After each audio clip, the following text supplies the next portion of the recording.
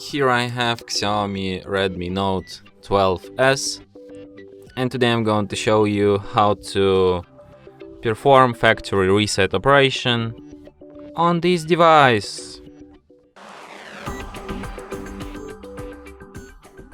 So to do it, firstly you have to open settings, then you should go to the About Phone section,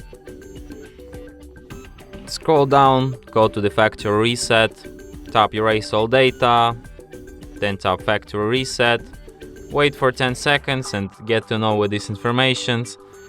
Factory reset will erase all data on your device, including photos, songs, notes and other personal data. Make sure you back up all the important items to your computer. It's like in this Nord emoji here. Tap next. Make sure all the imported items are backed up to your computer. All the data on this device will be erased during the reset.